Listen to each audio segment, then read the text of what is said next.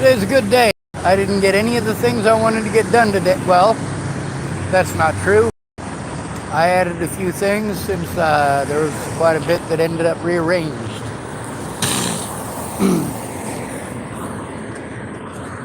We're gonna try to get one case, either one case a day or one case a week.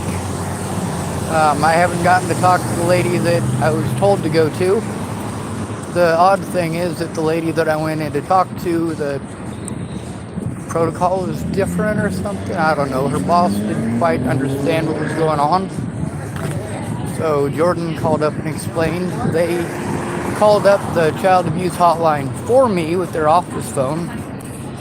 And I was able to speak to, there's a case supervisor person who's in charge of it.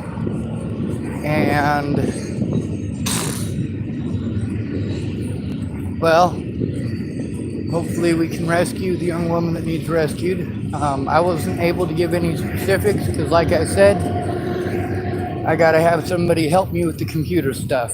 However, the lady that the Child Protective Services got me in hold of is the lady I was supposed to see anyway. They told me that she was trusted, and they didn't say it as a question. They said it as a statement, which, well, that's also a bonus.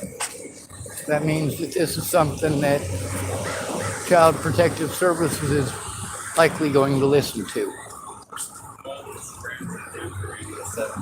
She was in specific, out of all the people in our office, the one that they wanted me to go to and told me to go to, told me to sit down with her and my computer and show her what I need to show. And she has my reference number for the case number, as well as the contact information for the contact. I made sure that I did give verbal permission for Dan, because what's his name? Devin. He's the one that was with the CPS that gave me the instructions to follow. He said that I did not need to sign a waiver or any information thing like that, because what I'm trying to turn in is child abuse. And so all of these people were supposed to be coordinating and assisting me to begin with. So there's also the gentleman from One Community Health, and literally Dan took me out there so that I will know how far out it is. Jesus Christ, both those places are right out in the friggin' boonies. They're probably 4 miles worth of walking from where the homeless people congregate, or they're allowed to congregate, sorry. And that's probably 4 miles or so from where they've got the pallet homes, which is basically tiny homes. And it's off in an industrial friggin' network down there by the river. He showed me where One Community Health was, and it's right next to the Dalles Center for Living. And so we've got that going on. I've got a issue with when I'm overwhelmed. I have pretty much a visual memory that I am stuck with. And so if you don't show me, I won't know.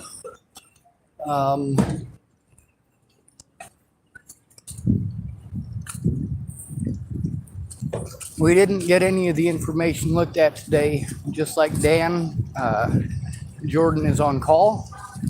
So this is all depending on, there's emergency situations that do take precedence. Like if a child is abused and has to go to the hospital, then, obviously she's going to be on call. She has to go take care of that first. That is the priority. And, well, she goes right along with my sentiments on that. The children come first. So, thank goodness for all of that.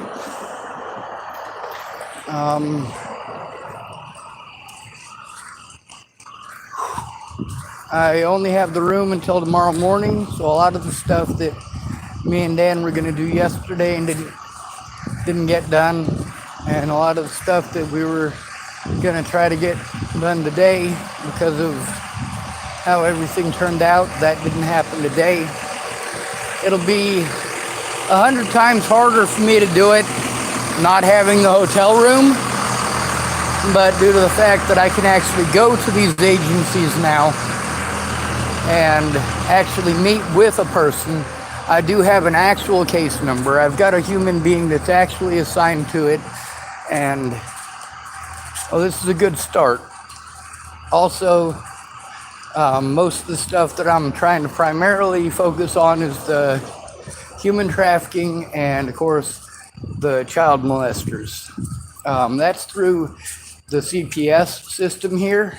There's also the APS system here, and that's what Dan is supposed to be helping me with. So we're trying to work together on both of them.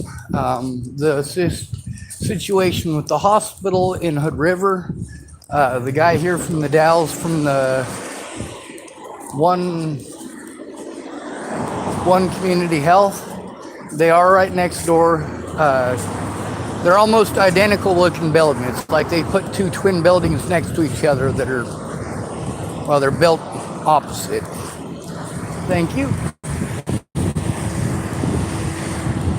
So,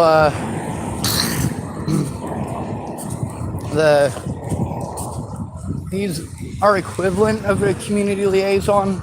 He doesn't really do the same thing that a community liaison does, but he does part of it. They don't really have an actual community liaison, but he is a peer coordinator or something like that. I'm not sure if you know this, but support networks or support groups, aren't actually set up as support groups. They're set up as bitch, whine, moan, and complain groups. And that's frustrating when you need actual help, but you're stuck in a group where everybody just wants to complain. Nobody wants to actually do something. And the support group is supposed to be, hey, kind of like, let's say it's a battered women's support group. When your husband beats the shit out of you, you're supposed to be able to call somebody from that support group. This is what makes it a support group. And when you go to turn it in, that other battered woman will go in with you. So there is two of you. She will help you to record it. And when you get frustrated or scared, she'll take the time to explain that you are frustrated or scared. If you have PTSD, she knows you well enough to know that it's PTSD and not a reaction to drugs, not a reaction to alcohol, and not a schizophrenic situation or a delusional person type of situation. With the permissions already given to Dan, I already gave the permissions to the guy from One Community Health. I think he was the first one I gave permissions to. And then there's also the people from CPS also have my permissions. I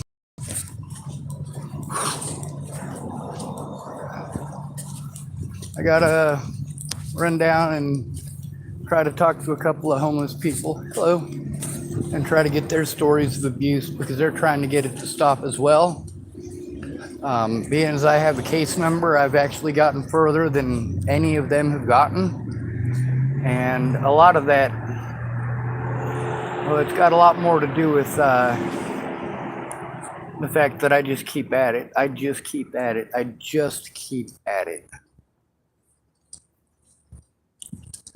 I also do my best to explain to people that there's a difference between wanting my life to end and attempting to end it myself.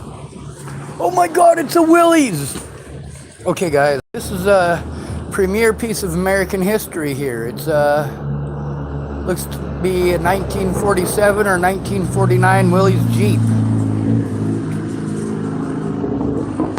Oh, let's see if it'll show it. That's about the most beautiful thing. That would have been a similar model to what was used in the Korean War. All right, so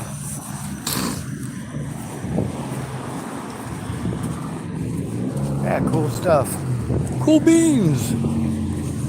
There's a couple of victims here in the Dalles that I do want to get their contact information. There's a couple of other ones that expressed want, need, or desire to possibly tell their story. So we'll see what happens when I get back down there anyway.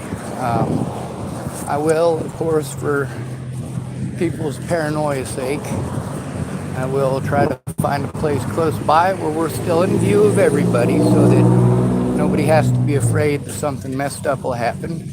And if there is, everybody's within sight and within screaming distance. But there's also, when you're talking about that kind of stuff, you don't want any distractions because it makes communication harder. If you notice, when I'm having conversations with people, I do ask questions to lead it in the direction that I need it to go, which, well, that does partially obstruct the ability to tell the truth, the whole truth, and nothing but the truth.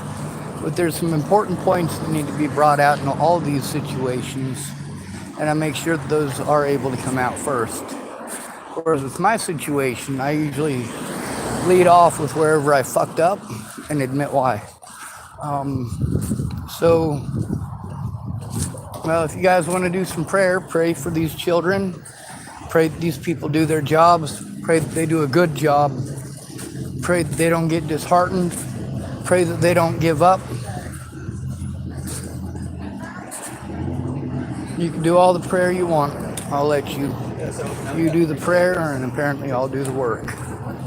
Good to be rid of you. Thanks for coming to visit. Stay out of trouble or don't get caught. Remember, you are your brother's keeper, and no victim left behind.